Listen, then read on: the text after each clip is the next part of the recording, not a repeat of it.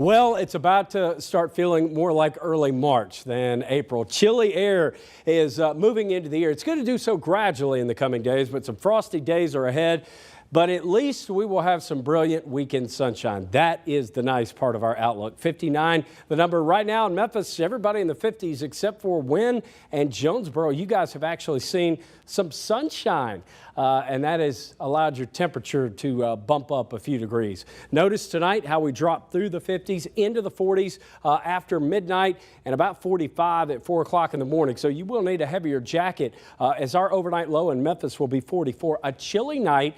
Many surrounding areas will be in the 30s. Here's a look at Futurecast, the hour by hour. Let's time it out, step it out for you. This is 7 o'clock in the morning. Notice near the upper 30s in our northern counties, Dyersburg, Jonesboro, and Jackson. 39 in Somerville. It is still going to feel like winter. This is definitely the big weather story. These cold temperatures. Look at this. 10 o'clock tomorrow morning, 52. An average high now is about 71. We're going to be way off those highs for at least the next 3 days. Now, we may see an increase in cloud cover tomorrow afternoon.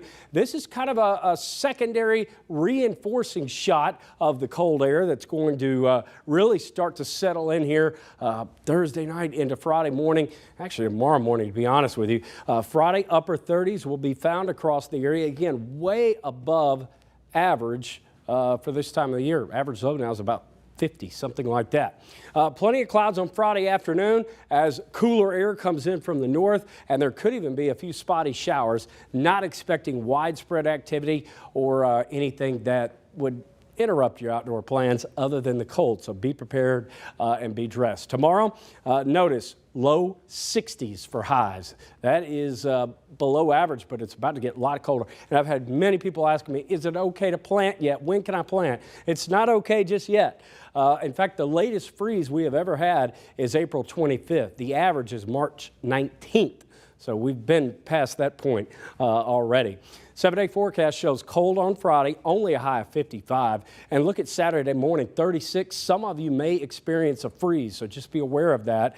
So cold on Saturday, but a rebound on Sunday. That looks good to end the weekend. Next week becomes stormy again.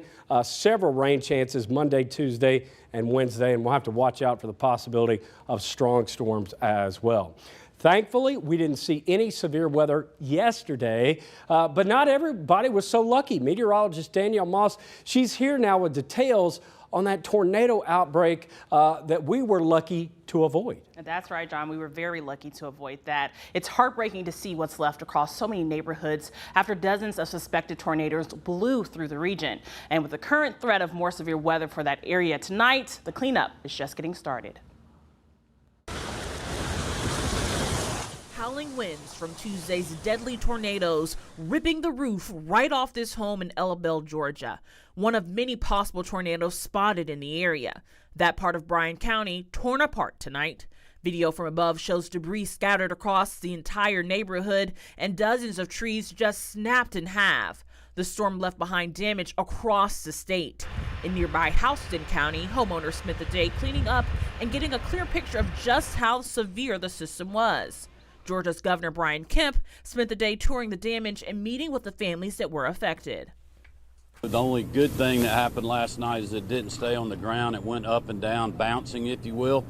So we're blessed that it wasn't a prolonged on-the-ground event, but where it did hit, it is complete devastation.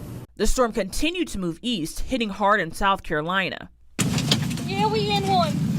Terrifying video shows another possible tornado in Ulmer, South Carolina, which is about 70 miles from Columbia.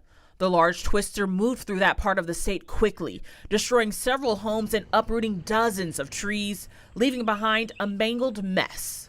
If you ever hear of one being spotted or a warning, take shelter, because it came and left before we could do anything. I mean, before we knew it was here, it was gone.